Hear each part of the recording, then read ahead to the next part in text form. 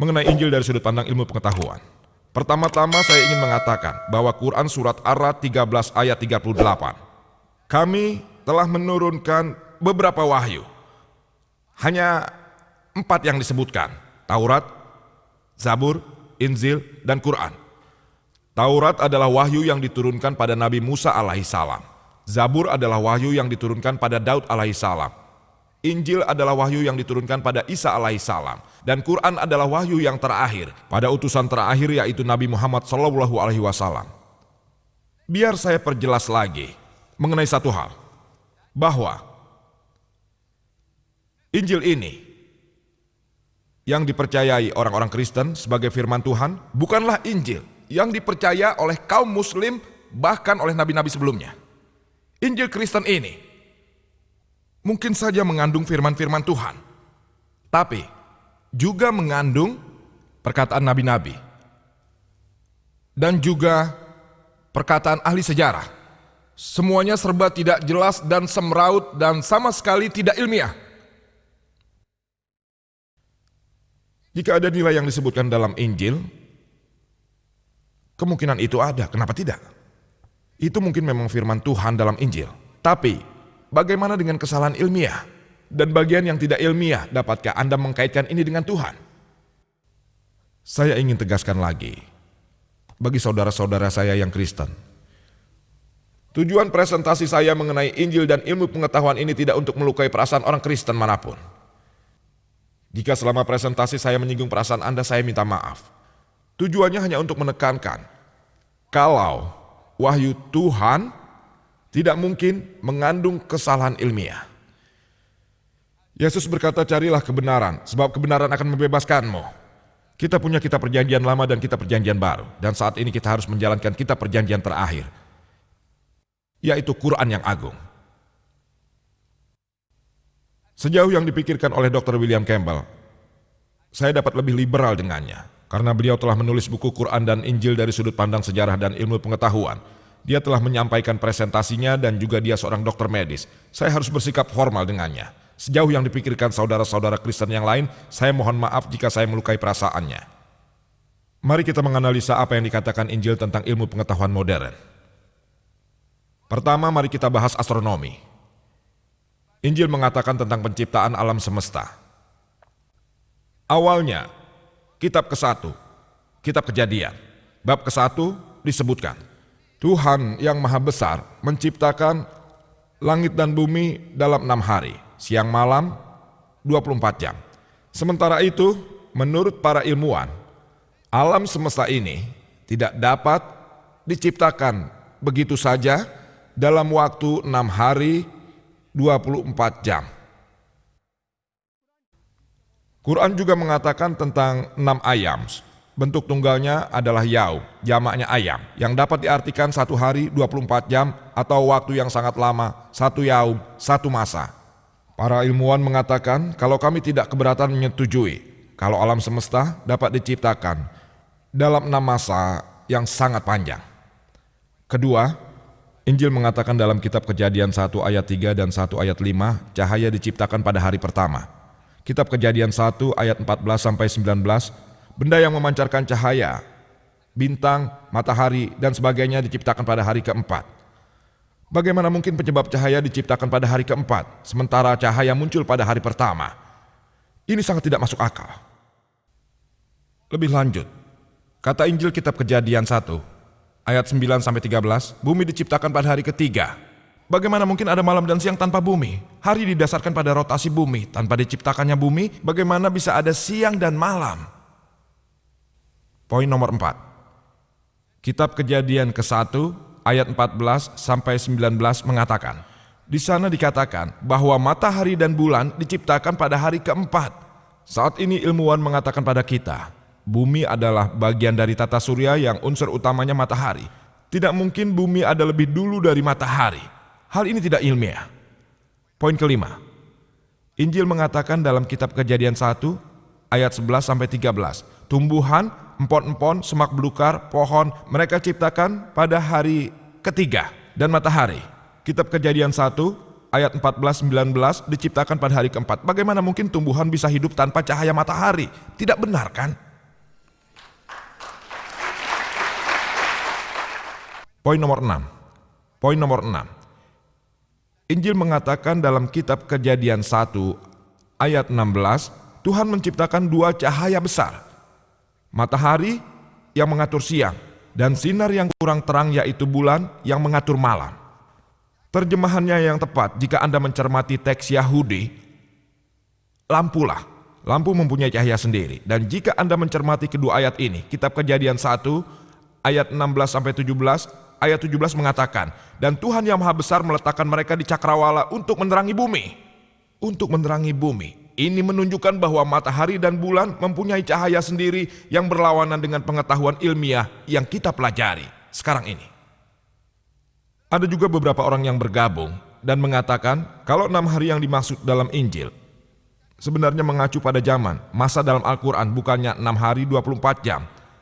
Hal ini tidak logis jika Anda membaca Injil malam, pagi, jelas yang dimaksud 24 jam. Bahkan jika kita menggunakan pendekatan yang sama, tidak masalah. Saya setuju dengan pendapat Anda yang tidak masuk akal. Namun hal ini hanya memecahkan masalah kesalahan ke-1, yaitu penciptaan 6 hari, dan kedua, yaitu penciptaan cahaya pada hari ke-1 dan bumi pada hari ke-3. Lalu 4 lainnya belum dapat dipecahkan. Lebih lanjut dikatakan, jika periode 24 jam, mengapa tanaman dapat tumbuh selama 24 jam tanpa sinar matahari? Saya katakan baik. Jika Anda mengatakan kalau tanaman diciptakan sebelum matahari dan dapat tumbuh selama 24 jam, saya tidak keberatan. Tapi, Anda tidak dapat mengatakan pada saat hari-hari yang dimaksudkan adalah 24 jam, juga masa yang sangat lama. Anda tidak dapat mengacu pada keduanya. Jika itu masa yang lama, Anda memecahkan poin 1 dan 3, namun 4 poin lainnya masih belum terpecahkan. Jika hari yang dimaksud adalah 24 jam, Anda hanya memecahkan poin nomor 5, yang lainnya tidak. Ini tidak ilmiah. Saya mendengar Dr. William ingin mengatakan, itu masa yang lama, dan mengatakan kalau ada 4 kesalahan ilmiah atau katakan saja yang dimaksud adalah 24 jam sehari. Dan anggap saja hanya ada 5 kesalahan ilmiah dalam penciptaan alam semesta. Mengenai konsep bumi, beberapa ilmuwan telah menjelaskan bagaimana dunia akan berakhir. Ada dugaan-dugaan, beberapa di antaranya mungkin benar. Tapi beberapa juga mungkin salah. Apapun itu, apakah dunia akan musnah atau ada selamanya? Keduanya tidak dapat terjadi secara bersamaan. Sangat tidak masuk akal. Namun inilah yang dikatakan dalam Injil.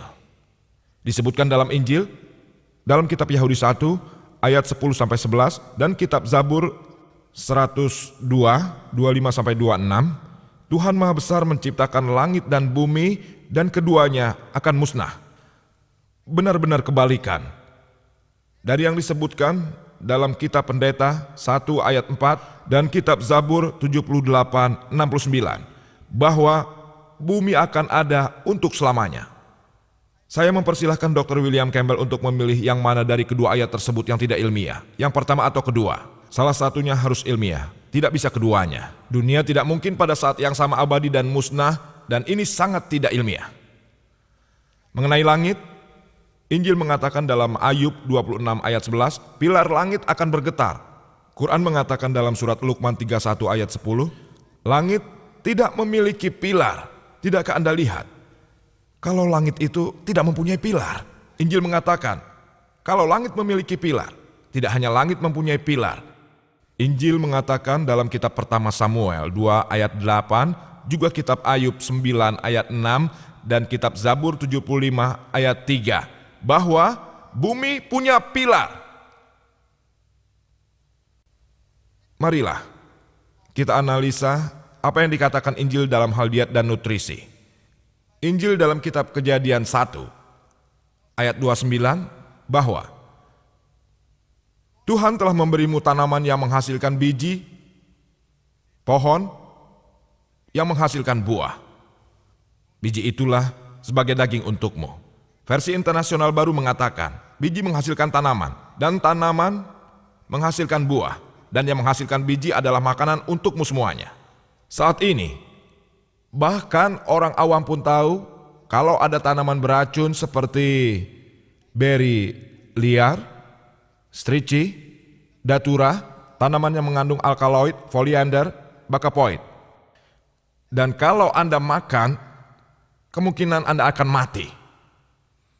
Bagaimana mungkin pencipta alam semesta dan umat manusia tidak tahu kalau Anda makan tanaman ini Anda akan mati? Saya harap Dr. Campbell tidak memberikan diet vegetarian pada pasien-pasiennya.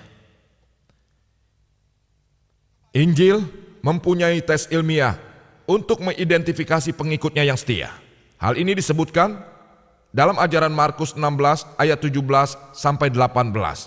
Katanya, akan ada tanda-tanda bagi pengikut yang setia, di antaranya adalah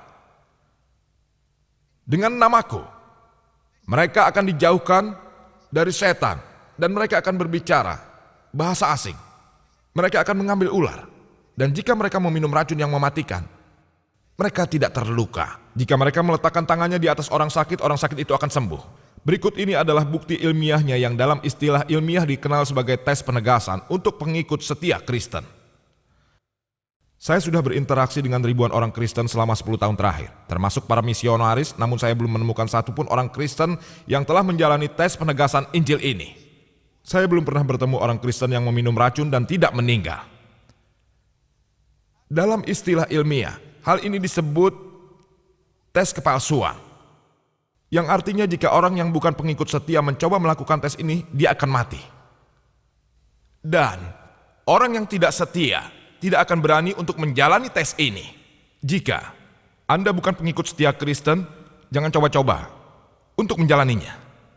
Jika Anda mengikuti tes ini dan ternyata Anda pengikut palsu, maka Anda akan gagal.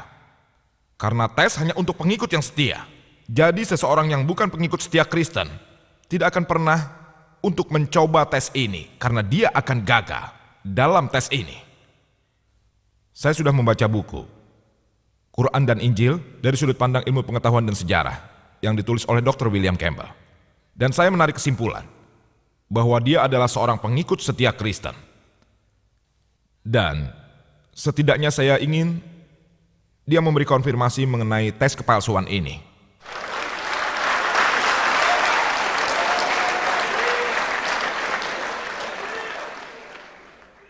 Tolong jangan disalahartikan.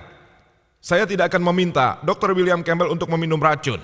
Saya tidak ingin membahayakan diskusi ini. Saya hanya akan memintanya berbicara dalam bahasa asing. Bahasa asing yang saya maksud itu adalah sebuah bahasa baru. Bahasa baru. Sebagian dari Anda mungkin sudah tahu kalau India memiliki lebih dari 100 bahasa dan dialek. Saya hanya meminta beliau untuk mengatakan 3 kata ini. 100 rupiah. Dalam 17 bahasa resmi. Hanya ada 17 bahasa resmi di India, dan untuk mempermudah Dr. William Campbell, saya mempunyai sebuah catatan 100 rupiah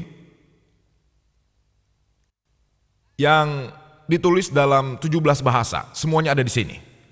Selain bahasa Inggris dan Hindi, saya akan membantunya dengan memberitahu satu, Eksap Rupaya, bahasa Hindi.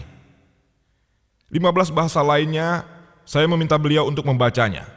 Saya tahu tes ini mengatakan mereka akan berbicara bahasa-bahasa asing dengan sendirinya tanpa bantuan bacaan.